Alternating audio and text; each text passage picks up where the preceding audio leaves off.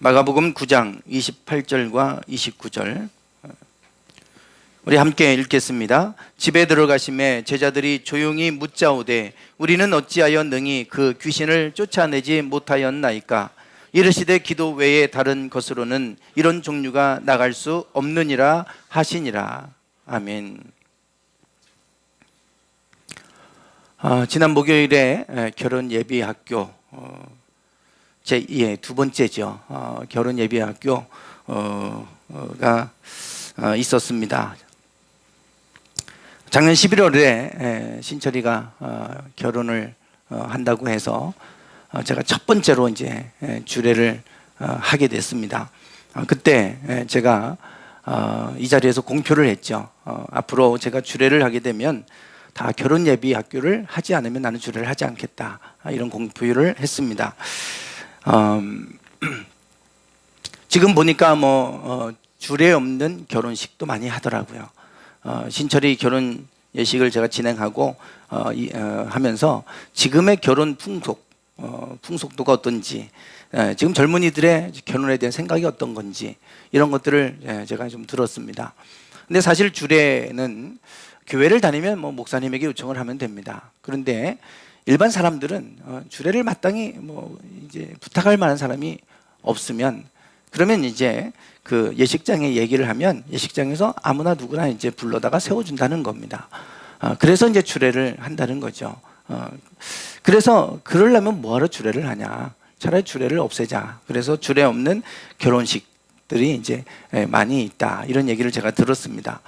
주례를 그래도 가장 축복받는 자리인데 나와 아무 상관없는 사람을 하나 세워놓고 주례를 하는 게 무슨 의미가 있겠습니까? 그 의미가 없잖아요. 저도 주례를 할 때, 제가 결혼할 때부터 저는 결혼 예비 학교라는 걸 했기 때문에 반드시 필요하다. 그래서 결혼을 그냥 그 예식 때 주례 한번 하는 걸로 끝나지 않고 나는 결혼을 행복한 가정을 이룰 수 있도록 준비시키는 일을 하는 그런 나는 목사가 되어야 되겠다, 이제 그런 생각을 했기 때문에 반드시 제가 주례하면 결혼 예비 학교를 해야 된다, 이런 공표를 했죠. 신철이가 이제 결혼을 하고 제가 주례를 했을 때는 제가 첫 번째 제 1호 주례였기 때문에 의미가 있었고, 또 어릴 때부터 키웠기 때문에 아들을 장가 보내는 것 같은 큰 기쁨이 있었습니다. 그런데 얼마 전에 이제 혜빈이가 결혼을 한다고 결혼 날짜를 받아서 이제 왔어요. 5월 27일 날 하기로 그렇게 이제 결정이 됐습니다. 그래 이제 혜빈이는 우리 교회에서 결혼식을 하기로 했어요. 우리 교회에서 결혼하는 또 제 1호예요. 그래서 신철이는 주례 1호라면 혜빈이는 이 교회에서 또 결혼하는 제 1호입니다. 그래서 또 남달라요. 의미가 있고 또 딸을 시집 보내는 것 같고, 그래 또 그런 마음이 있어요. 그런데 이제 문제는 그 결혼할 남자, 신랑 될 사람 친구가, 남자친구가 같이 플롯을 전공하고 그러고 나서 졸업하고 이제 고향 마산으로 지금 내려가 있는 거예요. 그런데 결혼 예비 학교를 해야 된다고 하니까 우리 교회에서 결혼하고 주례를 저한테 이제 요청을 하는데, 그러려면 목사님한테 결혼 예비 학교를 해야 된다. 그래서 하겠다고. 그리고 지난 목요일 날 마산에서 올라왔어요. 4주 동안 이제 마산에서 올라올 겁니다. 그래서 그래도 결혼에 대해서 정말 저렇게 받아들이려고, 행복한 결혼을 이루기 위해서 또 저런 마음의 준비가 돼 있구나. 젊은 사람들 같으면 내가 뭘 그 결혼 예배 학교를 하러 4주간 동안 마산에서 올라가야 되나, 이런 생각할 수도 있는데 올라오는 거예요. 그래서 결혼 예배 학교 이제 첫 번째 시간을 이제 함께 했습니다. 그때 제가 이제 첫 번째로 묻는 게 이거예요. 결혼이란 삐리리다. 결혼이란 삐리리다. 요거를 이제 채우는 거예요. 빈칸을 채우는 건데 한번 써보라고, 결혼을 뭐라고 생각하는지 한번 써보라고 이제 이렇게 이제 했어요. 그랬더니 조금 골머리 생각을 하더니 민우가 이제 결혼할 신랑이 민우예요. 강민호예요. 이름이 강씨예요. 그래서 또 더 남달라요. 네, 강민호인데 결혼이란 하고 이제 한참 생각하더니 바로 뭔가 착착 써버렸어요. 그게 뭐냐면 1 플러스 1은 1이다, 이렇게 써놨어요. 네, 아주 간단하게 수식으로 그냥 이렇게 썼어요. 그래서 어떻게 또 그런 생각을 했냐고 그러면서 왜 이렇게 생각을 했냐, 이렇게 썼냐 물었어요. 그랬더니 결혼은 둘이 한 몸이 되는 거잖아요. 하나가 되는 거잖아요. 그래서 1 플러스 1은 1이다 이렇게 썼다는 거예요. 맞는 얘기입니다. 맞는 얘기고 참 멋진 얘기인데 제가 20년 살아보니까 이게 얼마나 어려운 얘기인지 다 공감하시잖아요. 1 플러스 1은 1이 된다? 이게 어렵잖아요. 그렇게 금방 쉽게 얘기할 수 있는 얘기가 아니잖아요. 둘이 한 몸을 이룬다. 그래서 제가 그런 얘기 했습니다. 야, 1 플러스 1은 1이다. 멋있는 말인데 1 플러스 1은 2야, 2. 1 플러스 1은 1이 아니고 2야. 맞잖아요. 논리적으로 말하면 1 플러스 1은 2입니다. 이성적으로 판단할 때 논리적으로 1 플러스 1은 2예요. 그런데 1 플러스 1이 1이 되려면 우리 이성과 논리를 내려놔야 돼요. 우리 이성과 논리적으로 보면 1 플러스 1은 2가 돼야 맞잖아요. 근데 1 플러스 1은 1. 이거는 틀린 거예요. 결혼은 내 논리적으로 맞지 않는 거 받아들일 수 있어야 돼요. 그래야 하나 되는 거지. 그렇지 않으면 내가 논리적으로 맞는 것만 자꾸 얘기하고 내가 이해 안 되는 거 못 받아들이기 시작하면 절대 1이 되지 않잖아요. 그래서 제가 이런 얘기를 했어요. 1 플러스 1이 1이 되는 거 맞는데 이러려면 많은 이성적인 것, 논리적인 거 다 내려놔야 된다. 손해볼 줄 알아야 되고 공정하게 딱 나누려고 하지 말고 내가 손해봐야 되고 양보도 해야 되고 그렇게 하지 않으면 절대로 1 플러스 1은 1이 되지 않는다. 이런 얘기를 해줬어요. 1 플러스 1은 2다 이러는데 1 플러스 1은 2만 되는 건 아니잖아요. 우리는 1 플러스 1은 2다 이렇게 배웠으니까 뭐 당연할 것 같지만 1 플러스 1은 2 플러스 알파가 될 수도 있어요. 2 플러스 알파가 될 수 있어요. 이것을 우리는 시너지 효과라고 얘기합니다. 그런데 반대로 1 플러스 1은 2에 2보다 더 못할 수 있어요. 빼기 알파가 될 수 있습니다. 이거를 링겔만 효과다 이렇게 부릅니다. 시너지 효과는 많이 들어보셨잖아요. 근데 링겔만 효과라는 게 있어요. 제가 주보에 이거에 대해서 실어놨습니다. 막스밀리언이라고 하는 이 링겔만이 심리학자가 연구한 거예요. 단체 활동이 개인의 효율성에 미치는 영향이 뭐 어떤가 이거에 대한 실험을 한 겁니다. 그래서 이 한 사람이 줄다리기 이제 줄을 잡아당기는 힘을 측정한 거예요. 그랬을 때 63kg 정도의 힘을 발휘하더라 이거예요. 막 온 힘을 다해서 이렇게 당기는 거예요. 한 사람한테 줄을 당겨보라고 했더니 63kg의 장력이 나왔어요. 이걸 100%로 본다고 한다면 2명이 당기게 했어요. 그랬더니 얼마를 당겼냐면 평균 58kg를 당겼습니다. 둘이 곱하면 216kg를 당겼네요. 그죠? 네. 그걸 이제 둘로 나누니까 58kg 평균 58kg을 당긴 거예요. 한 사람이. 93%로 줄어들었어요. 이게 100이라면 이게 93%로 줄어들었어요. 3명이 당기게 했어요. 그랬더니 평균 한 사람이 당긴 정도가 53kg이 됐습니다. 8명이 당기게 했어요. 그랬더니 31kg으로 뚝 떨어졌어요. 그래서 더 많은 사람이 하면 시너지 효과가 나와야 되는데 반대로 더 효율성이 떨어지더라 이겁니다. 그래서 이거를 링겔만 효과라고 부르는 거예요. 100%가 63%로 사람이 많으니까 왜? 내가 안 해도 저 사람이 땡기겠지. 이 생각을 하게 되니까 주인의식을 갖고 내가 안 땡기면 안 땡겨져요. 그러니까 내가 땡겨야 돼요. 그러니까 혼자 최선을 다해 하는데 2명, 3명, 4명 계속 사람이 늘어날수록 내가 안 해도 누군가 하겠지. 이러니까 최선을 다하지 않더라 이거예요. 그래서 이것을 우리가 링겔만 효과라 그렇게 얘기합니다. 네. 그래서 1 플러스 1은 2가 되어야 될 것 같지만요. 1 플러스 1이 2 이상이 될 수도 있고 2 이하가 될 수도 있어요. 시너지 효과가 나올 수도 있고 링겔만 효과가 나올 수도 있어요. 그러니까 1 플러스 1은 2다 라고 하는 것이 이성적으로 볼 때는 딱 맞아야 될 것 같지만 대부분 우리가 살아가는 세상에는 이성적으로 맞지 않는 것들이 너무나 많습니다. 딱 1 플러스 1은 2가 안 돼요. 그 생각을 가지고 있는 한 우리는 불행해집니다. 1 플러스 1은 2가 나와야 돼. 그 생각하고 있으면 불행해져요. 내가 이만큼 열심히 했는데 왜 그 결과가 안 나와? 그것 때문에 낙심할 수 있죠. 안 나올 수도 있어요. 안 했는데 더 많이 나올 수도 있어요. 그게 우리가 살아가는 세상입니다. 가정도 마찬가지잖아요. 모든 영역이 다 마찬가지입니다. 우리 이성에 다 맞지 않더라 이겁니다. 네, 우리가 생각할 때 우리가 논리적으로 이성적으로 판단하고 결정하고 하는 모든 것들이 우리 생각대로 다 되어질 것 같은데요, 심리학자들의 연구 결과에 의하면 의식이 차지하는 비중과 무의식이 차지하는 비중이 있어요. 우리는 의식의 영역이 있고 무의식의 영역이 있는데 의식이 차지하는 영역이 과연 얼마나 되느냐? 4%밖에 안 된다고 그럽니다. 96%가 무의식의 영역에서 일어나는 일이다, 그런 얘기를 해요. 우리의 생각으로 내가 판단하고 결정하고 내가 옳은 것을 받아들이고 다 모든 것이 우리 의식 안에서 일어나는 일 같은데 사실은 우리 의식에서 일어나는 일들은 고작 4%에 지나지 않는다는 거예요. 그래서 내가 이성적으로 논리적으로 받아들이고 이해할 수 있는 것만 받아들이려고 한다고 하는 것이 얼마나 어리석은 생각인지 몰라요. 우리 의식의 영역 밖에 96% 대부분이 다 우리의 의식하지 못하는 영역에서 일어나고 있는 일이라는 거예요. 흔히 교회 다니지 않는 분들이 하는 아주 어리석은 말 가운데 하나가 있어요. 하나님을 보여주면 믿을게. 이런 얘기 많이 들어보셨을 겁니다. 야, 하나님 보여줘봐. 그럼 내가 믿을게. 하나님을 보여주면 믿는다 그래요. 그런데 우리가 하나님을 보여주면 믿는다고 그러는데 여러분, 우리의 지금 우주에 보시면 이런 수많은 별들이 존재합니다. 우리가 있는 이 은하 안에도 수십억 개의 별들이 있고 우주 안에는 수십억 개의 은하가 있어요.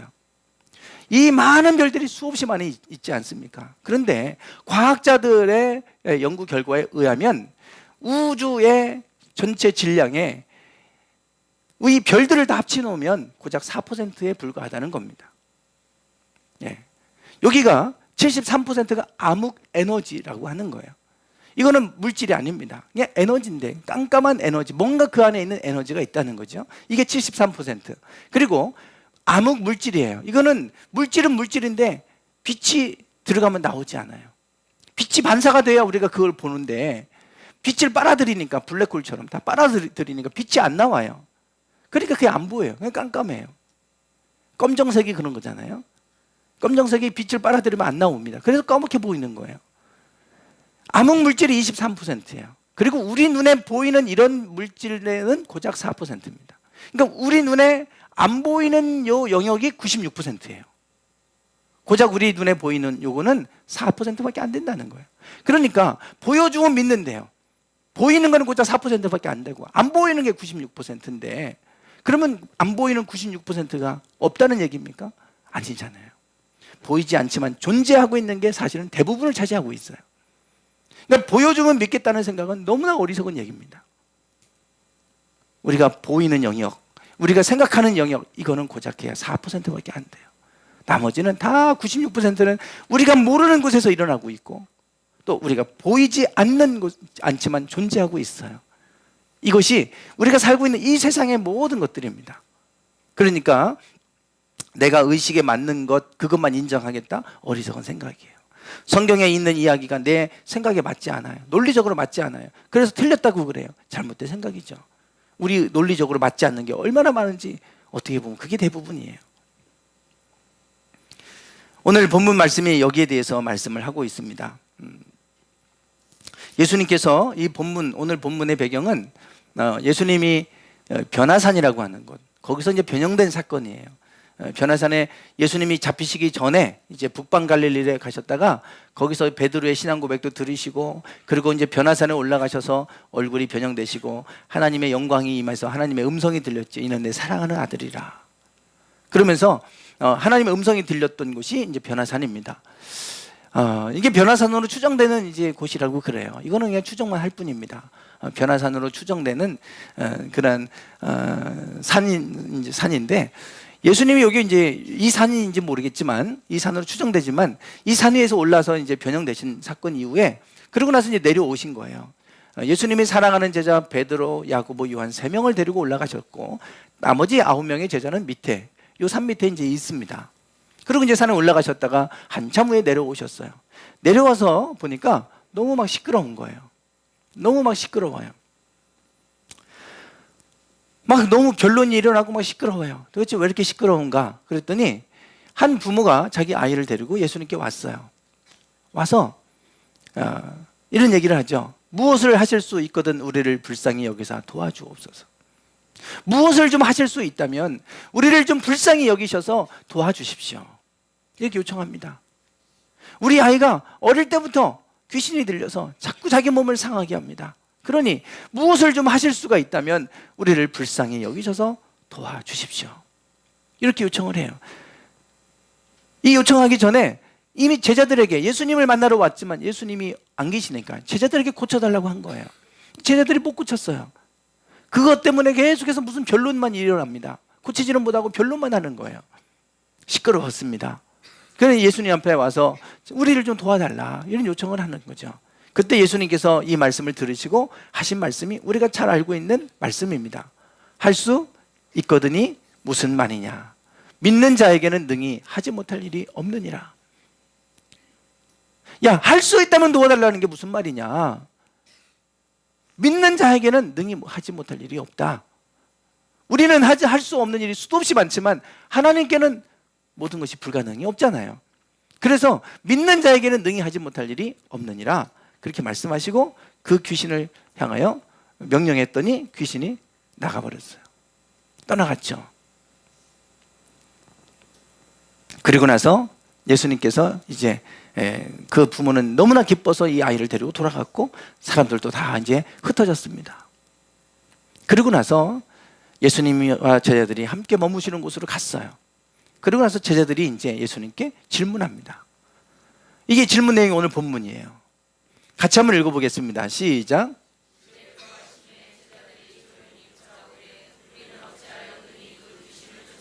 네, 여기까지. 네, 우리는 어찌하여 능히 그 귀신을 쫓아내지 못하였나이까? 이런 지금 질문을 합니다. 그게 고민이었을 거예요. 도대체 왜 우리는 안 될까? 도대체 이게 뭘까? 도대체 왜 우리는 능히 그 귀신을 쫓아내지 못할까? 이게 그들에게는 고민이었어요. 분명히 예수님께서 제자들에게도 그 귀신을 쫓아내는 권능도 주시고 다 하셨는데 왜 우리는 안 되는 겁니까? 왜 우리는 못하는 거죠? 이런 질문이에요. 사실 우리가 하나님 앞에 우리가 능히 하지 못하는 일들이 얼마나 많습니까? 근데 누구는 능히 해내는데 누구는 또 능히 안 돼요. 믿음 안에서 똑같이 신앙생활을 하는데 누구에게는 계속해서 하나님의 은총과 축복이 일어나는데 왜 내게는 그런 일이 일어나지 않는지 때로는 그것이 우리에게 고민이 되고 딜레마이기도 합니다. 예수님, 왜 우리는 능히 그 귀신을 쫓아내지 못한 겁니까? 이런 질문을 해요. 그때 예수님이 대답하시죠. 예, 이어서 읽어보겠습니다. 시작.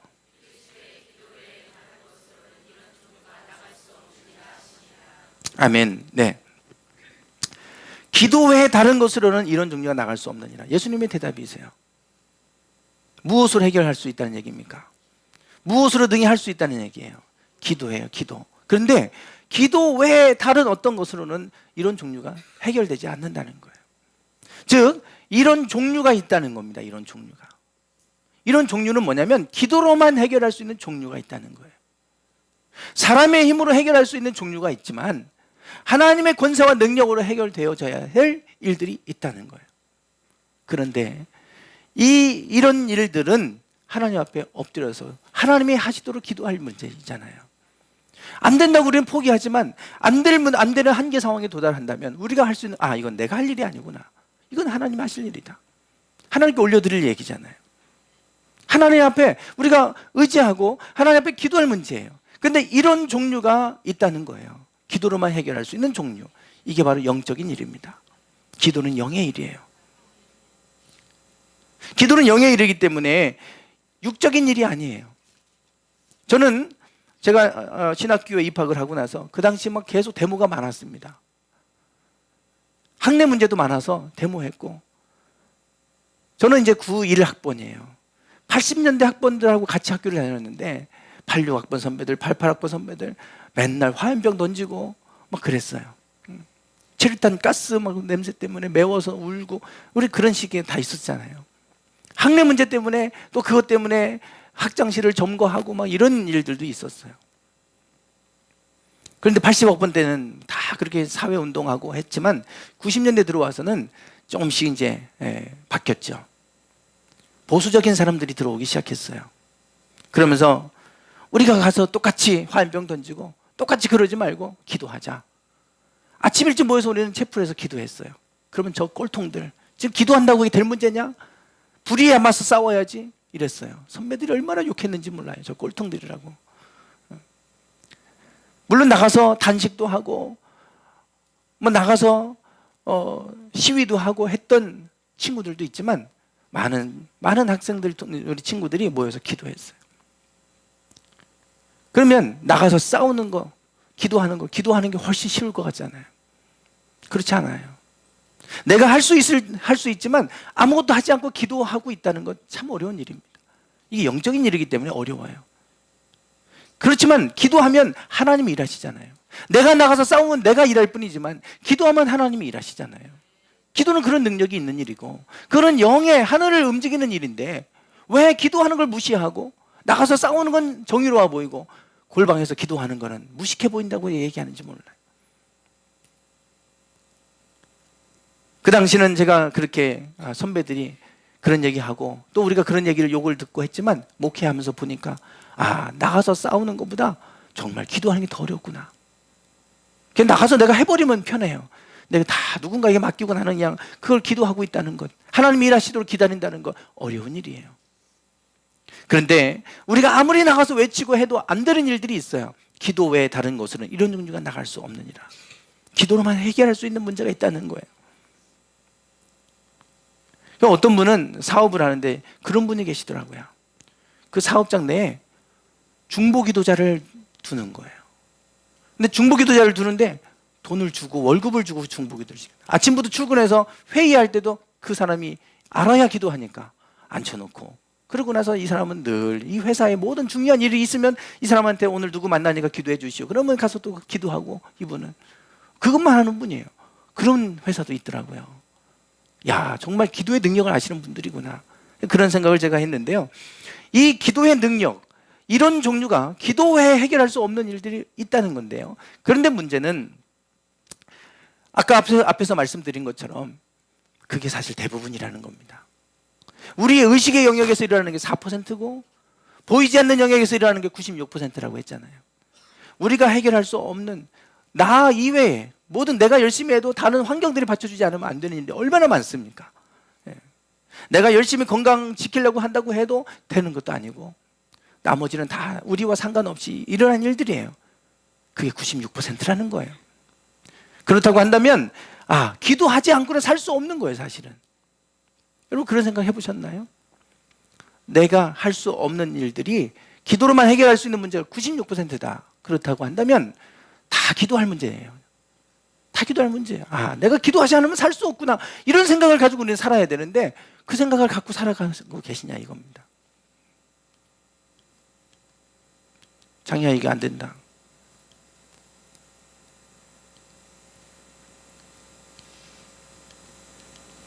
다음 장면 넘겨줘 보세요.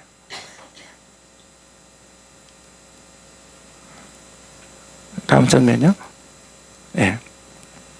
그 제가 제가 한국 교회 성도들이 평균 기도하는 시간 얼마나 될까 좀 궁금했어요. 혹시 통계적으로 나온 게 있을까? 그래서 쭉 이렇게 검색을 하다 보니까 한국 성도의 평균 하루 기도 시간이 24분이라고 나와 있더라고요.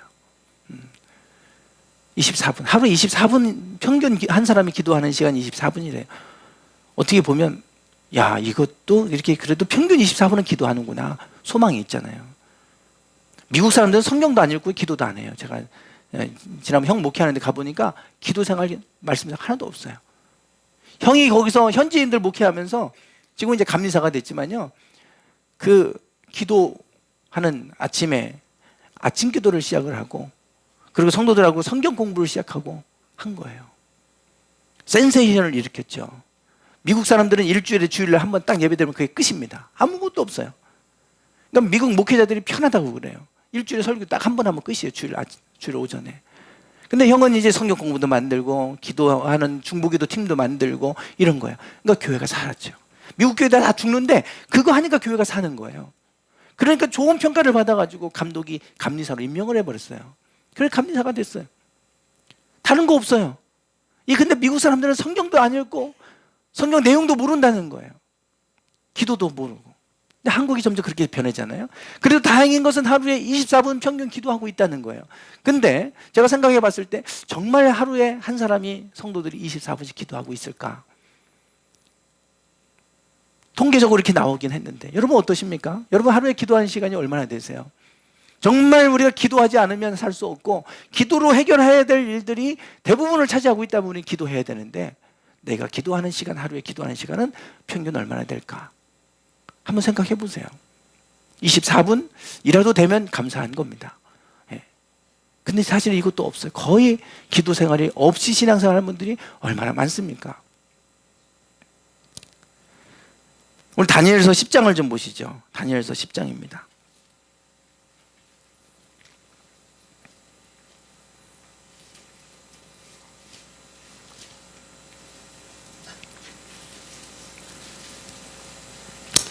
다니엘서 10장 12절부터 14절까지입니다.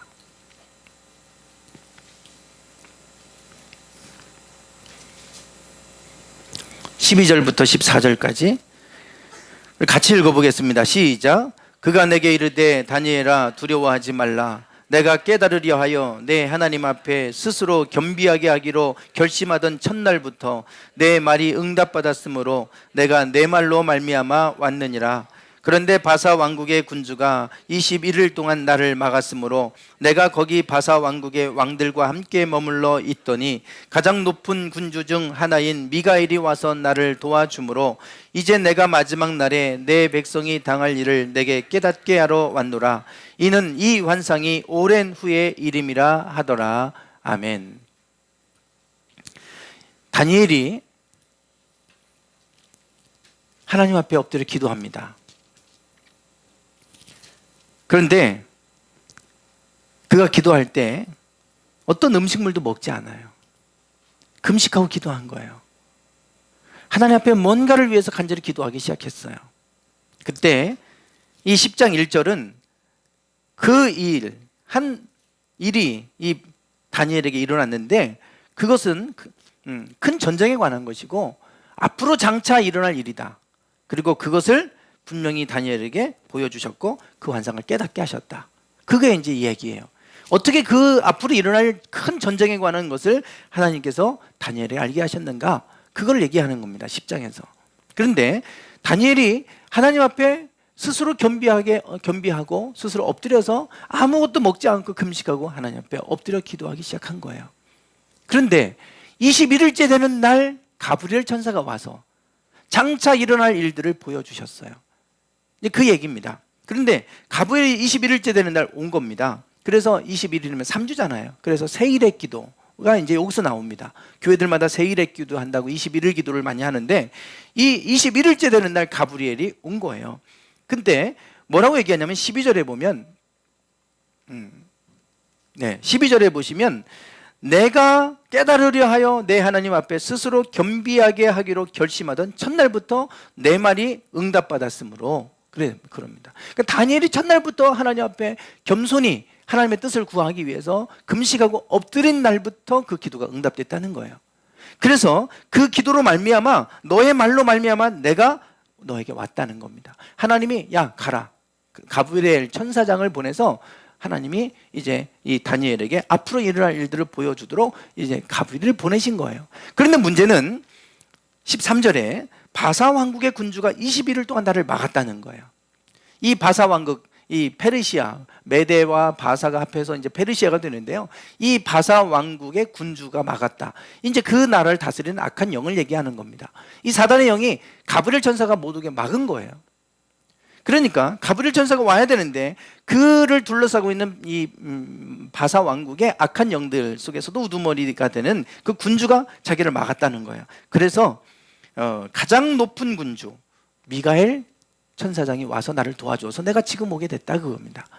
천사들 안에도 하나님의 보좌에서 하나님을 찬양하는 천사들이 있고 또 하나님의 메신저 역할로 하는 메시지를 전달하는 메신저 천사가 있죠. 그 대표가 가브리엘입니다. 그리고 싸우는 천사들이 있어요. 싸우는 천사. 그 천사의 천사장이 미가엘입니다. 그리고 하나님 보좌에서 하나님을 찬양하는데 그 우두머리가 이제 루시퍼, 이제 사탄이 되는 루시퍼였다고 그러지 않습니까? 이 천사장이에요. 이 미가엘 천사장이 와서 천군 천사라고 할 때 천군이 바로 그 군대를 얘기하는 거죠. 그 군대, 미가엘 군대가 와가지고 나를 위해서 싸워줘서, 그래서 결국은 21일째 되는 날 내가 너에게 오게 됐다 그거예요. 기도할 때 어떤 일이 일어나는가? 기도할 때 아무 일이 일어나는 것 같지 않잖아요. 다니엘은 금식하고 20일 동안 아무것도 경험하지 못했어요. 21일째 되는 날 가브리엘 천사가 와서 그 놀라운 환상을 보여주시고 깨닫게 한 겁니다. 그런데 20일 동안 아무것도 없으니까 아무 일도 없는 줄 알지만 이미 영적 전쟁은 시작되고 있잖아요. 그 기도 가운데 하나님 응답하셔서 천사를 보내시고, 천사가 이 다니엘에게 와야 되는데 그걸 막고 있는 어둠의 그 세력과 싸우는 일들이 기도 가운데 일어나고 있지 않습니까? 기도할 때 영의 세계 안에서는 놀라운 일들이 일어납니다. 우리가 알지 못하고 보이지 않지만 영의 세계 안에서는 많은 영적 전쟁들이 일어나요. 우리가 기도할 때 하나님은 천사를 보내셔서 우리를 도우십니다.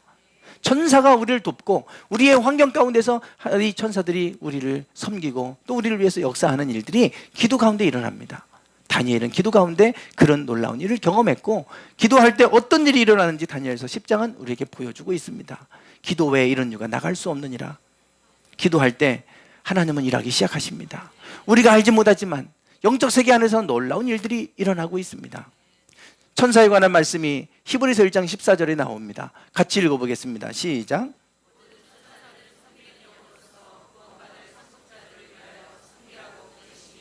네, 모든 천사들은 섬기는 영이다 그랬어요. 구원받을 상속자들을 위하여 섬기라고 보내심이 아니냐. 우리를 섬기도록 하나님은 천사를 보내십니다. 그런데 어떻게 우리가 할 때 천사들이 와서 우리를 돕는가? 구하고 찾고 기도할 때, 기도하면 반드시 하나님은 천사를 보내셔서 그 기도를 들으시는 하나님은 천사를 통해서 영적 전쟁을 하게 하시고 우리를 묶고 있는 것을 풀어내시는 일들을 하시는 줄 믿습니다. 어찌하여 우리는 못하였습니까? 우리는 왜 못합니까? 기도로만 해결할 수 있는 문제니까 당연히 안 되죠. 그런 문제가 있다면 우리가 기도하기 원합니다. 이것이 내가 해야 될 일인가? 아니면 하나님께 기도할 일인가? 내 힘으로 할 수 없는 일이라면 우리가 엎드려 기도하며 나아가기 원합니다. 하나님께서 반드시 응답하셔서 천군 천사를 통해서 우리를 도우시고 우리의 그 상황 가운데 일하실 줄 믿습니다. 기도하겠습니다.